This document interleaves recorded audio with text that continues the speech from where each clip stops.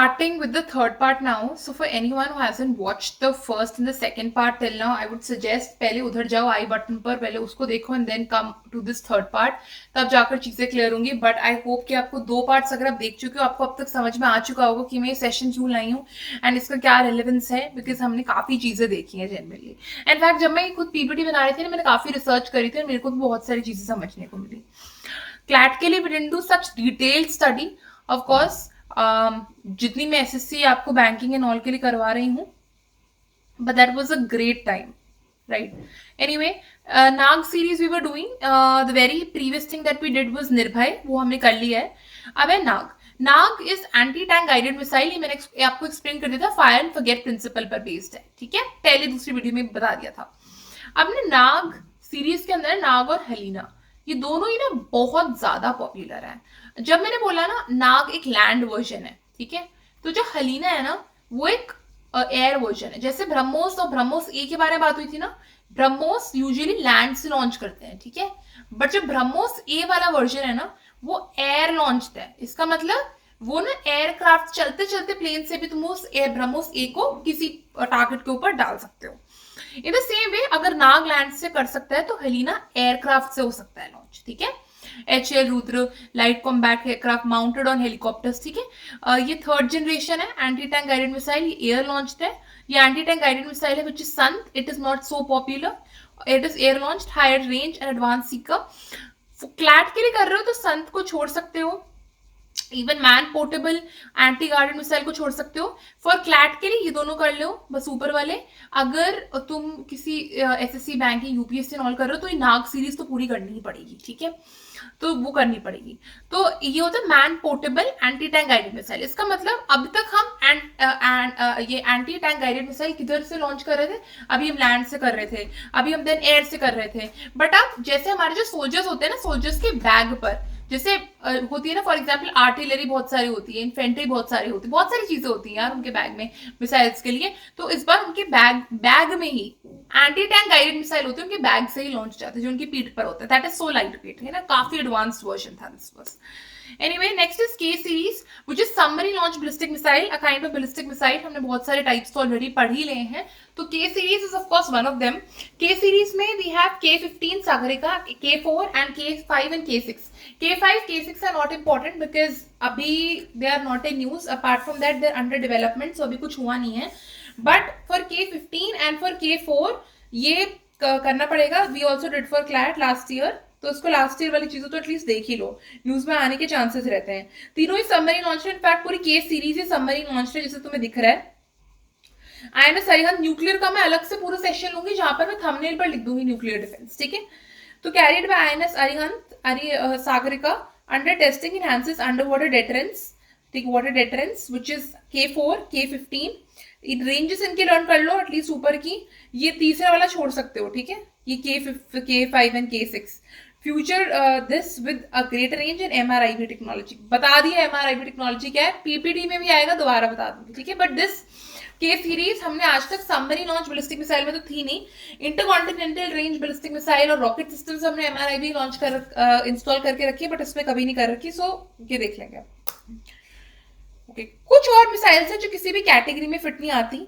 वो है आकाश तो एटलीस्ट है, बट आकाश के पार्ट्स नहीं है जो हमें लर्न करने की जरूरत है. Mid range air defence against aircraft and missiles which is surface to air. Just learn Akash इतना इंपॉर्टेंट नहीं. बरक 8, ठीक है. जो बरक 8 है that is also surface to air missile. Israel के साथ डेवलप्ड है. ये इंडियन नेवी एंड एयरफोर्स में इंस्टॉल्ड है, आर्मी में भी इंस्टॉल्ड है, land based air defence. Astra is air to air missile. India's first beyond visual range air combat missile. Learn this up. This is a fact. बहुत तेज यार, बहुत तेज ये जाती है. इसकी speed is so much. Shaurya that's a hybrid ballistic missile. Hybrid मतलब दो parts का मिक्स, ठीक है. It can be use from underground silos. मतलब अंडरग्राउंड तुम्हारे जो वो होते हैं ना, you have those bunkers fast and high maneuverability. Then a quick reaction surface to air missile, that's also surface to air missile developed to protect the moving army columns against the air attacks. This is genuinely not important. For CLAT, just remember Barak 8 is an initiative and it is genuinely not important. Panaka is important because इस साल news में अभी इसी video में पनाका detail में पढ़ेंगे, ठीक है. In fact UPSC SSC and all के लिए भी ना ये स्लाइड इतनी इंपॉर्टेंट नहीं है, बट टाइप्स वगैरह पता हो, ठीक है. बाकी और कुछ भी हम एक्सपेक्ट नहीं कर रहे, और ये पॉइंट पता हो जरूर. बरकेट पता हो, India's first beyond visual range air combat missile, where is my cursor. Air to air missile ये पता हो, ठीक है. Pinaka we know multi barrel rocket launcher, rapid fire power for Indian army upgraded to guided rockets, ठीक है. This is a vertical launch short range, ये surface to air missile, ये भी एक मिसाइल है, not important at all. Quick bits, ठीक है. Ballistic missile हमने पढ़ ली.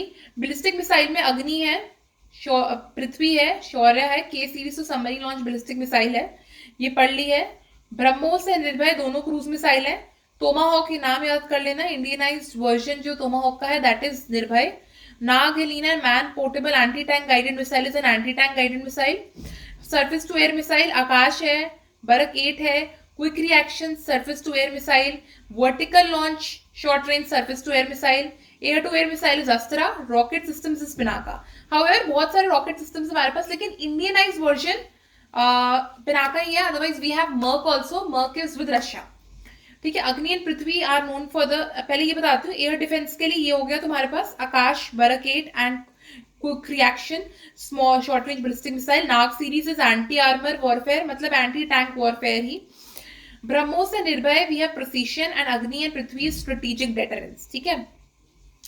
स्ट्रेटेजिक डेटरेंस का मतलब होता है ना, किसी कंट्री ने अटैक करा मान लो इंडिया को, तो इस केस में ये इतनी लाभदायक है, इतनी सामर्थ्य है, लिटरली इनका काम इतना अच्छा है कि दूसरी कंट्री को डेटर कर देंगी कि वो दूसरी बार अटैक करे, बिकॉज वो ये कितनी इफेक्टिव है ना, हमें हमारी हेल्प करने के लिए, हमें प्रोटेक्ट करने के लिए, इसलिए बोले स्ट्रेटेजिक डेटरेंस. प्रिसिशन अटैक्स मतलब बहुत प्रिसाइसली, मतलब ब्रह्मोस और निर्भय मतलब मान लो एक पॉइंट ए है, एक पॉइंट बी है, दोनों बस एक साथ नहीं है, 2 सेंटीमीटर का डिस्टेंस होगा, लेकिन अटैक हमें करना है ए में, तो ब्रह्मोस से निर्भय उधर ही अटैक करेगी ए में, ठीक है. ए पर ही करेगी, वो बी पर नहीं करेगी, इतना प्रिसिशन इनका प्रिसाइज है.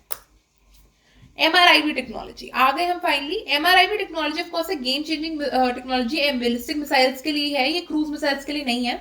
मल्टीपल वॉरहेड्स होते हैं, जैसे फॉर एग्जांपल अग्नि 5 के बारे में बात करते हैं. अग्नि 5 जो है ये 3 स्टेज सॉलिड फ्यूल वाला सिस्टम है, ठीक है. अग्नि 5 ऐसा है दिखने में, ठीक है. अब ना इसमें ना बहुत सारे मल्टीपल वॉरहेड्स लगे हुए थे. वॉरहेड का मतलब होता है ऐसी शेप का होता है, पिक्चर में तुम्हें दिखेगा. ये क्या करता है, ये डायरेक्टली अटैक करता है. इसमें ना मान लो 10 से 12 वॉरहेड्स लगे होते हैं, और बहुत सारी प्लेसेस, अगेन मैंने पाकिस्तान का एग्जांपल दिया था, तो जगह है A B C D E, तीनों अलग अलग जगह है, नॉर्थ साउथ ईस्ट वेस्ट. वो जाकर अटैक कर देंगे एक ही मिसाइल से, तुम्हारे 5 6 7 8 12 जगह इन टोटलिटी हिट हो रही है. तो that is multiple independently targetable re-entry vehicle as a full form. Remember the full form for CLAT aspirants. This is not in news abhi to, but it was there last year, so we can expect something to be coming in this year's news as well. But you should know SSC banking railway, you to have to know everything regarding defense system, ठीक है. but इतना detail में हम again basics बहुत कर रहे हैं ताकि एडवांस लेवल क्लियर रहे हमें, ठीक है. ओके तो इसका थोड़ा सा पढ़ लेते हैं. मल्टीपल वॉरहेड्स है कि each capable of hitting a separate target. तो तुम्हारे पैसे बहुत बच जाते हैं, क्योंकि एक ही रॉकेट लॉन्चर में ना सब कुछ हो जाता है. नहीं तो यूजुअली क्या होता है, अगर 10-12 जगह को दागना है ना, तो तुम्हें इतने सारे मिसाइल्स खरीदने पड़ेंगे, 12-15 मिसाइल्स, अगर 10-12 जगह को करना है तुम्हें. अदरवाइज एक मिसाइल से तुम्हें 10-12 जगह हिट हो रही है, तो that's a very huge achievement. Nuclear conventional use, conventional मतलब बिना न्यूक्लियर यूज, ठीक है. कन्वेंशनल भी होता है, न्यूक्लियर भी होता है. न्यूक्लियर पावर्ड है Arihant, sorry not Arihant but अग्नि 5. जब मैंने बताया ना इसकी रेंज इतनी ज्यादा है कि तुम चाइना तक भी हिट कर सको, चाइना के अलग अलग रीजन्स को भी. पिनाका रॉकेट मिसाइल सिस्टम, वो भी ऐसे ही याद रखना, ये है एक डीआरडीओ द्वारा डेवलप्ड है पिनाका, ठीक है. ये मल्टीपल रॉकेट्स देता है ना short span of time, multiple rocket launch system, ठीक है. मल्टीपल रॉकेट से रेंज पिनाका की याद रख लो, अभी याद रख लो, चाहे क्लैट हो, एसएससी, बैंकिंग, यूपीएससी, रेलवे, कोई भी कंपेरेटिव एग्जाम हो, ये अभी लर्न कर लो पिनाका वाला, क्योंकि मैं इसी स्लाइड में लाई क्योंकि न्यूज में चल रहा है अभी। 40 to 75 किलोमीटर्स। दूसरा, payload can carry high explosive warhead और सबम्यूनिशन। वॉरहेड जीपीएस से गाइडेड है। Inertial navigation system for improved accuracy. मतलब यार ये अगेन साइंस के कॉन्सेप्ट पर ये बहुत ज्यादा काम करता है। Inertial is something, inertial which is still which does not move, and navigation so it can navigate as well. So उसके पास बहुत सारे systems and GPS guided चीजें लगी होती है जो उसको हेल्प करते हैं एक जगह से दूसरी जगह मूव करने में उस मिसाइल को, क्योंकि अगेन वो भी सेंसर से गाइडेड होता है, इसको मैन की रिक्वायरमेंट नहीं होती उस मिसाइल को मूव करने के लिए, जो 10 12 15 लगी होती है इसके ऊपर, ठीक है। 12 रॉकेट्स पर मिनट, पढ़ लेना, हाई रेट ऑफ फायर है 12 रॉकेट्स पर मिनट, ठीक है। बंकर, इन्फेंट्री, आर्टिलरी तीनों पोजीशन से। पिनाका 2 अपग्रेडेड वर्जन है, more accurate and longer range. Remember this thing, at least Pinaka का रेंज पता हो, 40 to 75 किलोमीटर एंड 12 रॉकेट्स पर minute and GPS guided inertial navigation system and DRDO द्वारा डेवलप्ड। पिनाका 2 अगेन एक upgraded version है, इसमें 75 to 85 है, अगर उसमें 40 to 75 है। GPS guided inertial navigation system is not effective in precision targets. हमने पढ़ा था ना, जैसे निर्भय एंड ब्रह्मोस का पढ़ा था, प्रिसिशन स्ट्राइक्स बहुत स्ट्रॉन्ग होती है, तो इसमें भी बेटर हो गई है। नॉर्मल पिनाका में इतनी बेटर नहीं थी जितनी इसमें बेटर हो चुकी है। हैवी पेलोड्स कैरी कर सकता है ये। वाइडर एरिया इसका बढ़ चुका है, इसका भी 12 रॉकेट्स पर मिनट है, और बस रॉकेट्स बेटर है, स्पीड बेटर है, हर चीज बेटर है, एरिया थोड़ा बेटर है। इंजन्स, यहां से क्वेश्चन बन रखा है एसएससी, बैंकिंग, रेलवे से, यूपीएससी वालों को, UPSC is well, not for CLAT. CLAT में ना जैसे ये ना ब्रह्मोस में रैमजेट इंजन लगा हुआ है, ये थोड़ी थोड़ी चीजें जो न्यूज में मिसाइल्स लग रही है ना, क्लैट वालों को सिर्फ उनको लर्न करना है, इंजन उनमें कौन सा यूज है। अदरवाइज एसएससी, बैंकिंग, रेलवे वगैरह के लिए you don't have to actually learn it up, ठीक है, the specific things, but you need to learn up everything in this, ठीक है। रैमजेट, स्क्रैमजेट क्वेश्चन पूछे गए हैं, टर्बोजेट से मेरे को क्वेश्चन दिखे हैं एसएससी में, स्क्रैमजेट से मेरे को क्वेश्चन दिखे हैं एसएससी में, ठीक है। रेल ये यूपीएससी में मेरे को दिखे हैं, तो इंजन्स को लर्न करना बहुत इंपॉर्टेंट है, इंजन्स को लर्न कर लो। सुपर पहले तो है रैमजेट। रैमजेट यूजुअली ना तुम्हारे सुपरसोनिक में लगता है, ठीक है, जो भी क्रूज मिसाइल होती है 1 to 3 मैक्स स्पीड होती है इसकी, हमने पढ़ लिया है। स्पेस में क्रायोजेनिक इंजन बहुत दिखेंगे तुम्हें, पीएसएलवी, जीएसएलवी में, ये भी स्पेस सेक्टर भी कवर करेंगे। फाइटर जेट्स में जो बहुत अर्ली रेंज वाले थे, इसमें टर्बोजेट दिखता है, अब इतना नहीं दिखता turbojet. Space and missile system में दोनों में तुम्हें लिक्विड प्रोपेलेंट इंजन दिखता है। मिसाइल्स में, सैटेलाइट लॉन्च व्हीकल्स में, इसमें भी स्पेस रेडेड में सॉलिड रॉकेट मोटर दिखता है। और स्क्रैमजेट तुम्हें हाइपरसोनिक वेपन्स में दिखता है। क्वेश्चन आ सकता है यार, हाइपरसोनिक वेपन्स में क्या दिखता है, स्क्रैमजेट। सुपरसोनिक में क्या दिखता है, रैमजेट, ठीक है। प्लस इनकी स्पीड, ये क्या क्या ऑक्सीजन वगैरह यूज करते हैं, इस पर मेरे को क्वेश्चन नहीं दिखाया है, ठीक है। बट अगेन इसको एक बार गो थ्रू कर लेना। ये एसएससी, बैंकिंग, रेलवे वाले लोग, यूपीएससी वाले भी, क्लैट, ये लिए जो भी लॉ एंट्रेंस एग्जाम्स हैं, लॉ एंट्रेंस एग्जाम्स के लिए तुम्हें जो भी अभी चल रहा है ना न्यूज में, कोई भी एयरक्राफ्ट, मिसाइल, उसका इंजन जरूर मालूम हो।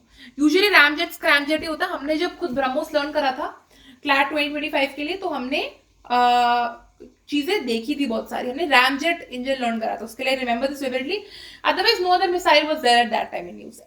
We learned up even MIRV technology, Agni 5, आईजीपीएम वाला पूरा प्रोसेस वेट लड़ा। अच्छा, ये थोड़ा सा आई थिंक क्लियर नहीं है ज्यादा, but I will explain this. ये ऑर्गेनाइजेशंस को लर्न कर लो, बहुत जरूरी है। I have to tell this to you, I am not able to annotate it, but anyway इसको समझ लो। DRDO, defence research and development, इसका होता है क्या, टेक्नोलॉजीज को डेवलप करना, वेपन्स को बनाना, मिलिट्री इक्विपमेंट को बनाना, ठीक है। जो इसको कोई प्रोक्योर करता है और इसको खरीदता है, that is going to be defence acquisition council, जो डीएससी हमने बिल्कुल शुरुआत में पढ़ा था। तो अगर डीआरडीओ उनको बनाता है तो डीएससी उसको प्रोक्योर करता है, उसको फर्दर आगे भेजता है।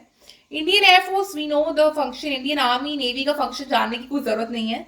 हाँ, ये पढ़ेंगे अभी। BSF, CRPF, CISF, NSD, ITBP, raw IB पर मैंने सेपरेटली यूट्यूब शॉर्ट्स बनाया हुआ है, उसको एक बार जाकर देख लो। रॉ डील्स विद एक्सटर्नल इंटेलिजेंस, किसी कंट्री के साथ रिलेशंस खराब चल रहे हैं, राइट, इंडिया के साथ, तो उस केस में कोई टेररिस्ट ऑर्गेनाइजेशन तो ऑपरेट करे, we going to take the help of raw, right. Raw अपने खुद के एजेंट्स भेजेगा उस पर्टिकुलर कंट्री में, वो सॉल्व करेगा मैटर।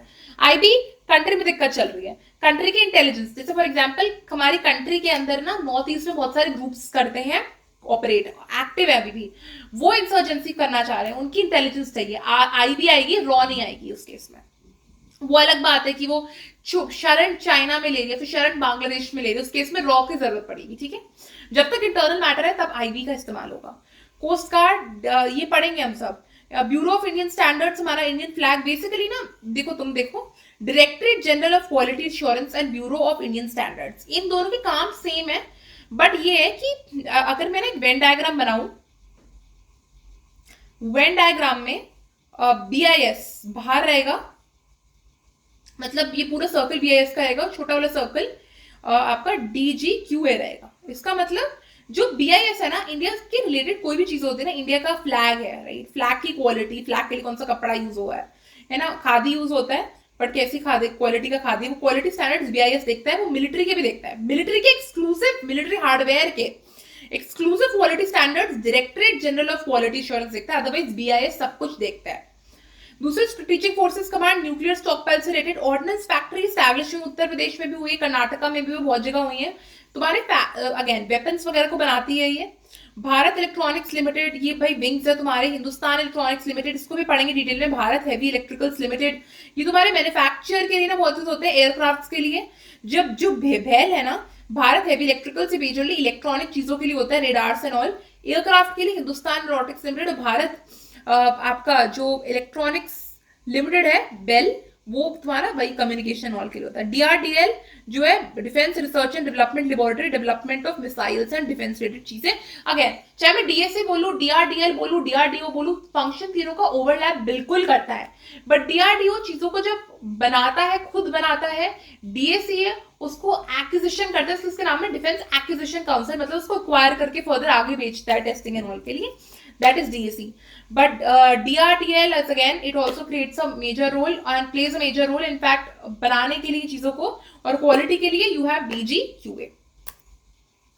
पैरामिलिट्री फोर्सेस बहुत इंपॉर्टेंट है, कोई भी कंपेरेटिव एग्जाम हो गया, CLAT, AILET, slate, sorry law entrance exam, UPSC, SSC, railway, सबके लिए ये पता जरूर होगा। मिनिस्ट्री ऑफ होम अफेयर्स के अंदर आते, देखो पैरामिलिट्री और मिलिट्री में क्या फर्क होता है। एक नॉर्मल मिलिट्री के बारे में हम बात करेंगे ना, जैसे फॉर एग्जांपल मैं खुद की इंडियन आर्मी एयरफोर्स है, किसी कंट्री के साथ वॉर होती है, पाकिस्तान के साथ वॉर होती है, वो वाली नेवीज एयरफोर्स आर्मी इन्वॉल्व होगी हमारी खुद की। पैरामिलिट्री कभी बीएसएफ को नहीं भेजेंगे, सीआरपीएफ को नहीं भेजेंगे लड़ने के लिए, भेजेंगे सिर्फ अपनी मिलिट्री को, चाहे वो एयरफोर्स हो, चाहे वो नेवी हो, चाहे वो आर्मी हो, उनको ही भेजेंगे, बट आप पैरामिलिट्री को नहीं भेजेंगे। पैरामिलिट्री के साथ कुछ कुछ चीजें बॉर्डर पर हो जाती है, लाइक बॉर्डर में बीएसएफ लगी हुई थी पाकिस्तान के साथ और एलओसी में, और पाकिस्तान ने जो सोल्जर्स थे उधर के, उन्होंने फायरिंग कर दी, वो बॉर्डर वाले इश्यू बीएसएफ देख लेंगे, बट वॉर वाले केस में ना मिलिट्री देखेगी हमेशा, दैट्स द डिफरेंस। ओके, और तुम्हारी जो मिलिट्रीज होती है ना, वो डायरेक्टली तुम्हारे डिफेंस मिनिस्ट्री के अंदर आती हैं, बट तुम्हारा पैरामिलिट्री फोर्स हमेशा होम अफेयर्स के अंदर आता है, ministry of home affairs. BSF याद रखो, बॉर्डर सिक्योरिटी फोर्स। अच्छा, for anyone again who's preparing for any competitive exam including law entrance exam, you need to learn the army chief, इन सबके chief, BSF, ITBP जो भी है, इन सबके तुम्हें learn करने पड़ेंगे। एक बार एलेट में यूजुअली पूछे जाते हैं, क्लैट में नहीं पूछे जाएंगे, कुछ सिग्निफिकेंट हो रहा है अक्टूबर के टाइम में, आगे चलकर हो सकता है पूछ लिया जाए। पहलगाम अटैक ऑलरेडी बहुत बड़ा बन चुका है, तो तुम्हें एटलीस्ट एग्जाम से पहले इनके चीफ्स वगैरह देखकर जाने हैं, तुम्हें इनफैक्ट आर्मी चीफ भी देखकर जाने, एयरफोर्स, नेवी के, आर्मी के भी अपने देखकर जाने, ये डेप्यूटी भी देखकर चले जाना एक बार। इनके डेप्यूटी मत देखना, पैरामिलिट्री के चीफ जरूर देख लेना, कब स्टैब्लिश हुए थे, ये भी आगे वाले सेशंस में ना बहुत कॉम्प्रिहेंसिव होने वाले, एग्जॉस्टिव होने वाले हैं, वो जरूर देख लेना। बीएसएफ हमारे इंडो पाक और इंडो बांग्लादेश बॉर्डर पर खड़ी होती है, बॉर्डर सीज फायर वायलेशन ना हो किसी भी लाइन का। सीआरपीएफ यूजुअली तुम्हारी इंटरनल सिक्योरिटी से डील करती है, इंसर्जेंसी है, नॉर्थ ईस्ट में कुछ चल रहा है, नक्सलिज्म हो रहा है, सीआरपीएफ को भेजेंगे। यूजुअली एयरपोर्ट्स वगैरह पर, गवर्नमेंट मॉल्स, इंडस्ट्रियल लोकेशंस पर तुम्हें सीआईएसएफ देखने को मिलेगी, industrial, central industrial security force. National security guard तुम्हें काउंटर टेररिज्म मेजर्स में तुम्हें दिखेगी, ठीक है, नेशनल सिक्योरिटी गार्ड एंड बहुत रिस्की हाई ऑपरेशंस पर। सशस्त्र सीमा बल एसएसबी तुम्हें Indo Nepal and Indo Bhutan border पे मिलेगी, ये एसएससी में पूछ चुके हैं क्वेश्चन एसएसबी पर, एसएससी में बीएसएफ से भी रिलेटेड क्वेश्चन पूछ चुके हैं। आईटीबीपी में तुम्हारा ये Indo Tibetan border, Indo China border पर लगी होती है, माउंटेन्स में ऑफकोर्स जब पाकिस्तान के साथ ऊपर एलओसी पर बीएसएफ लगी होती है, तो वो भी माउंटेन्स पर होती है, बट अगेन ये इंडो तिब्बतन वाली बात है, that is ITBP. Railway protection force, भाई इंडियन रेलवेज को सिक्योरिटी प्रोवाइड करने के लिए। ये क्वेश्चन ऐसे आएगा तुम्हें, अगर मान लो एलिट भी पूछता है कि which is not a paramilitary force, not a paramilitary force, या फिर पूछ लेंगे which of the following is a paramilitary force. और इसमें अगर मान लो एक ऑप्शन ये दे दिया होगा रेलवे प्रोटेक्शन फोर्स, एंड बाकी के कुछ मान लो तीनों कुछ अजीबोगरीब ऑप्शन दे दी कहीं से भी उठाकर, ये रेलवे वाला ना तुम्हें स्ट्राइक ही नहीं करेगा दिमाग में, क्योंकि हम in fact when I was researching myself ना, when I was preparing for exams, तो उसमें मेरे को पहली बार पता चलता है रेलवे प्रोटेक्शन फोर्स भी वो पैरामिलिट्री फोर्स है, इसलिए कुछ यूनिक चीजें पर ज्यादा ध्यान। एक बीच में स्लाइड लग गई थी, उसको मैं दिखाती हूँ। Additional forces involve in security operations, but ये पैरामिलिट्री फोर्सेस नहीं है, ठीक है, बट रिलेटेड है उससे, जैसे साम राइफल्स, ये नॉर्थ ईस्ट में लगी होती है, नॉर्थ ईस्टर्न इंडिया में। अगेन आफ्सपा के लिए ये डिप्लॉय करी जाती है हमेशा, और ऑफ कोर्स खुद की आर्मी भी लगती है इसकी। This is very infamously known, I will tell you in the upcoming sessions. Special protection group SPG, high profile individuals, prime minister and their family, उनकी सेफ्टी के लिए लगती है special protection group. And in fact सिर्फ prime minister नहीं, president, home minister, cabinet ministers, जो भी professional बहुत ज्यादा हाई लेवल लोग हैं। National security guard again counter terrorism के लिए यूज होती है, हॉस्टेज रेस्क्यू के लिए। तो भी स्टेटमेंट लिखी आएगी which is a force involve in counter terrorism and hostage rescue. National security guard tick कर लेना, कोई और टिक मत करना। जितने भी ऑप्शन, जितने जो भी मैंने कीवर्ड्स लिखे हैं उन पर बहुत ध्यान देना जरूरी है। Aircraft carriers, I think I should start with the session in the next class. Yeah, there is a lot, many things that we need to do. PPT is a bit longer. ये समझ लोगे तो you will get the hacks and you get the things, right? No worries. So I would be making a further part as well.